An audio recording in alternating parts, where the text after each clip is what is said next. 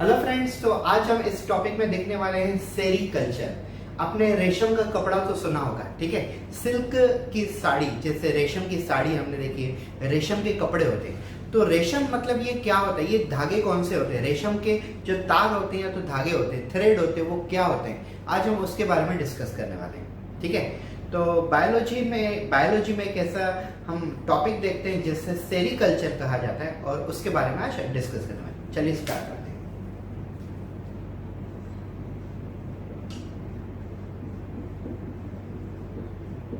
So first of all, what is meant by sericulture? What is actually the definition of sericulture? So sericulture is applied branch of zoology which deals with growing silkworm and production of silk. It is called sericulture. अब definition सुन लीजिए। Sericulture is applied branch of zoology, मतलब ये zoology की एक branch है which deals with. Applied branch का मतलब क्या होता है, जिसका एप्लीकेशन में यूज हो, मतलब जिस चीज का हम एप्लीकेशन करते हैं, जैसे एपीकल्चर है, यस, सेरीकल्चर है, लेक कल्चर है, एक्वाकल्चर है, ये सब अप्लाइड ब्रांच है। So sericulture is the applied branch of zoology which deals with the growing of a silkworm and production of a silk. This is called as a sericulture. मतलब sericulture ये biology की किसी branch है, zoology की किसी branch है, जिसमें हम सिल्क वॉर्म को ग्रो करते हैं और उसके बाद उसमें से जो सिल्क प्रोडक्शन होता है उसे हम करते हैं।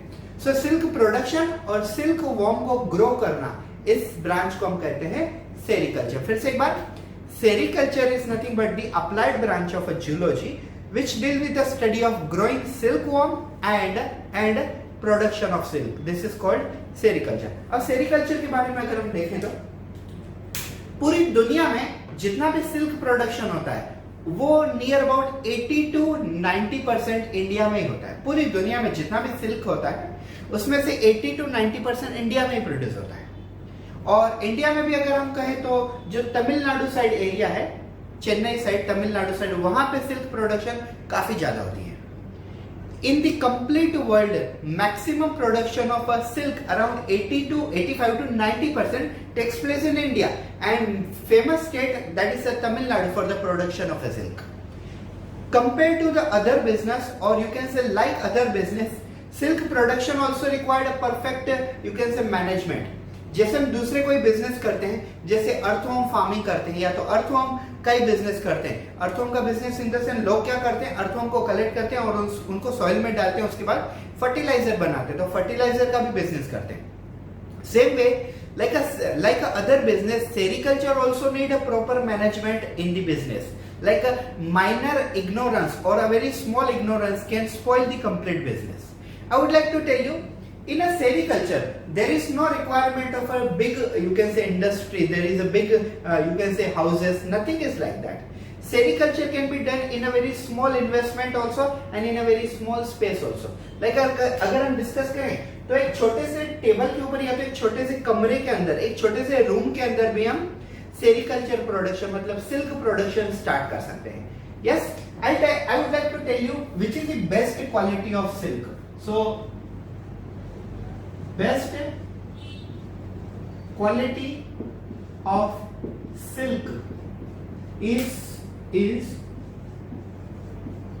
mulberry silk. Which is the best quality of silk? Mulberry silk. Why it is? Just because it is produced from one of the best, you can say, worm which produces silk. That is called, means actually if you talk about worm, so number of worms are there, but पहले हम ये देख लेते हैं कि silk के प्रकार कितने आते हैं। तो एक होता है मलबेरी सिल्क, ठीक है, और दूसरा होता है इरी सिल्क, तीसरा है Tushar silk. So all these are the three type of a silk, but famous one is a mulberry silk. It is produced from the organism, or you can say worm from, you can say Bombyx mori. Bombyx mori ये एक ऐसा कीड़ा है जो generally mulberry नाम का silk produce करता है. और तुषार और इरी के बारे में मैं आपको इतना नहीं बताऊंगा, बिकॉज हमारे सिलेबस में भी इनके बारे में इतना डिटेल में नहीं दिया हुआ है. यस, वो means we have to discuss about the first ranker person.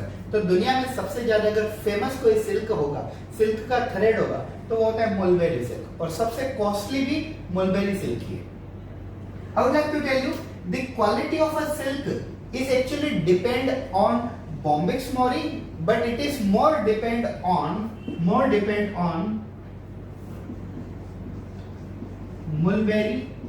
mulberry leaves.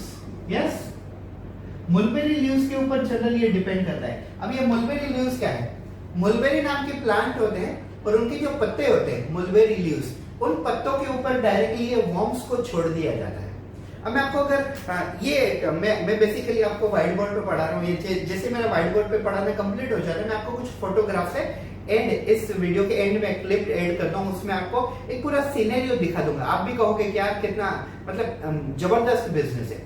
एक छोटे से रूम के अंदर अगर हम मलबेरी लीव्स को ऐसे फैला देते हैं, स्प्रेड कर देते हैं, और फिर हम Bombyx mori को वहां पे छोड़ देते हैं, तो Bombyx mori क्या करते हैं?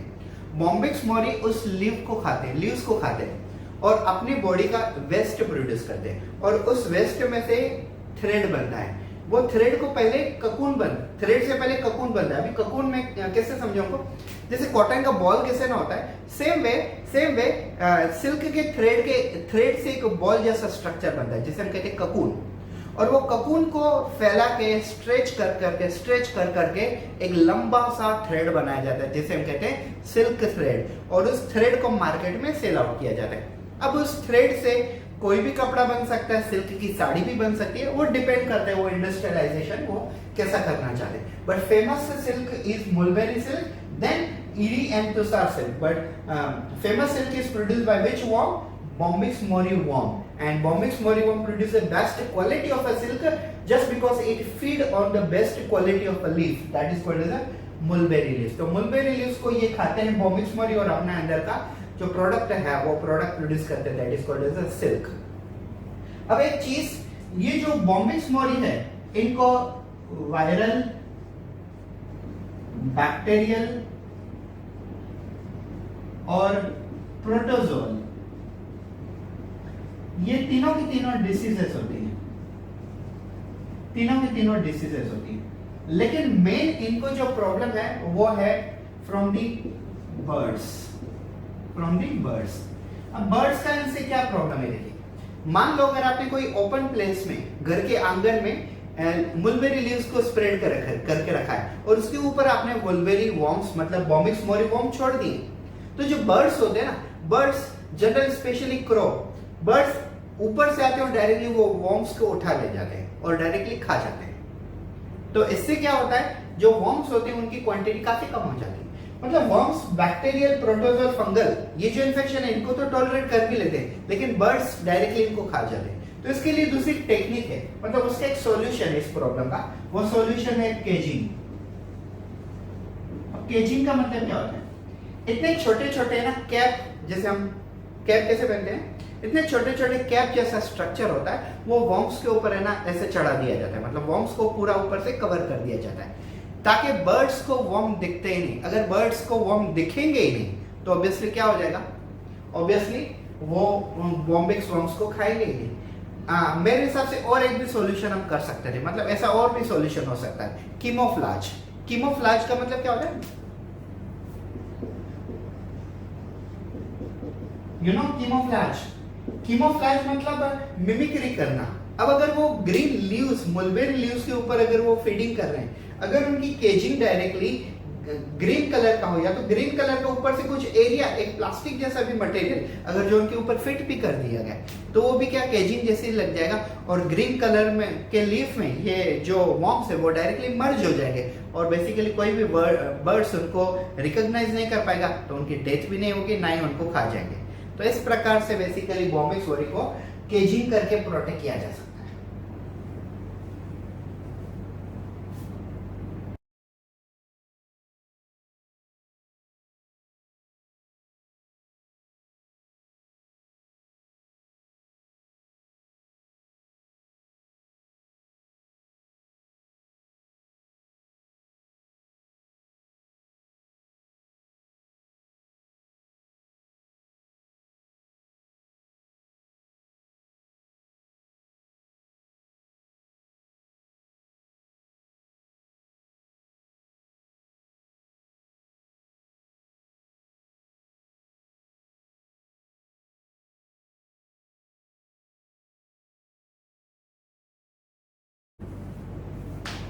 हेलो गाइस, तो अब हम आ चुके हैं लेक कल्चर के ऊपर। तो लेक क्या है? तो सबसे पहले देखिए, लेक एक्चुअली बायोलॉजिकल प्रोडक्ट है, लेकिन उसका केमिकल नाम होता है रेजिन। तो लेक क्या है? Lake is resin like substance produced by female insect called Takardia leca। अब ये देखिए, लेक क्या है? Lake is a resin like substance. अब रेजिन का मतलब क्या हो गया? ठीक है, लेक का तो मतलब समझ गया, lake is a resin like. तो रेजिन क्या होता है? Resin is nothing but the very glue like a substance. It is actually the polishing like substance which is useful for the polishing of bungalows, polishing of toys, polishing of woodwork, and also polishing for the some sports equipment. For example, a pinball, snooker. Yes, snooker और pinball में जो balls होते हैं उनको ऊपर से polish करने के लिए, जैसे pinball बॉल snooker वगैरह खेला जाता है या pinball खेला जाता है, snooker वो stick वाला कैरम जैसा होता है। तो ऐसे स्नूकर के जो बॉल को, पिन बॉल के बॉल को, इनको ऊपर से प्रॉपरली पॉलिश करने के लिए जो सब्सटेंस यूज होता है उसे हम कहते हैं रेजिन। इवन तो ये जो सरफेस है, इनको क्लीन करने के लिए भी रेजिन जैसे सब्सटेंस यूज किए जाते हैं। एलईडी, एलसीडी कैमरा जो डीएसएलआर वगैरह होते हैं, उनके लेंसेज को क्लीन करने के लिए भी जो पॉलिशिंग सब्सटेंस यूज करते हैं ना, वो रेजिन ही होता है। सो रेजिन का मतलब क्या है? लेक का मतलब क्या है? रेजिन। और अब आप रेजिन का मतलब भी समझ गए हो। So lead is a resin-like substance which is produced by female insect called as a Takardia leca। अब ये Takardia leca lead produce कैसे करते हैं? So Takardia leca generally eat some leaf of a plant, and this plant may be like a kusum plant, bubble plant, pulse plant। Yes, so generally ये plant है, एक तो कुसुम है, plus है, आप ये भी कह सकते हो बर प्लांट, और जनरली बर प्लांट ये जनरली होते हैं। सो ये जो प्लांट है, इन प्लांट के जो लीफ होते हैं, इन प्लांट के लीफ के ऊपर टेकार्डिया लेका बैठते हैं। टेकार्डिया लेका इन प्लांट के सक्यूलेंट ट्विग के लीफ खाते हैं, और लीफ खाने के बाद अपने अंदर से प्रोडक्ट प्रोड्यूस करते हैं, और वो प्रोडक्ट को हम कहते हैं लैक, और वो लैक है रेजिन। शुरुआत में natural lac is always contaminated. Yes, natural lac जो होता है, मतलब जो स्टार्टिंग में लेक टेकार्डिया लेका प्रोड्यूस करते हैं, वो पूरा का पूरा कंटेमिनेटेड होता है। कंटेमिनेटेड मतलब समझ लो जो इम्प्योर है उसे हम कहेंगे कंटेमिनेटेड, जिसमें सब चीजें मिक्स हुई है उसे हम कहेंगे कंटेमिनेटेड। फिर उसे क्या किया जाता है? उसे वॉशिंग और उसके बाद फिल्टरिंग। वॉशिंग और फिल्टरिंग करने के बाद वो क्या बन जाता है? वो बन जाता है प्योर लैक, जिसे हम क्या कहेंगे, resin. So natural lac is always contaminated, but it undergo washing process and filtering process, then it becomes a pure lac, which we call it as a resin. It is useful for polishing. मैंने आपको पहले ही बता दिया. It is useful for polishing bungalows, woodwork, toys, sports equipment, LCD, LED, lenses, etc. etc. ये इन सभी को polish करने के लिए होता है. Basically the colour of a resin is a pink. Resin का जो कलर होता है, मतलब लेकर का जो कलर होता है वो पिंक कलर होता है. इसमें कुसुम के लीफ, बबुल के लीफ, पलस के लीफ, बर के लीफ और इवन तो पीपल के लीफ भी टेकाडिया लेका खाते हैं. और टेकाडिया लेका एक ऐसे इंसेक्ट है जो अपने बॉडी में से एक लेक नाम का सब्सटेंस प्रोड्यूस करते हैं, जिसको हम केमिस्ट्री में या तो केमिकल नाम से उसे रेजिन पहचानते हैं. तो एक छोटा सा टॉपिक था.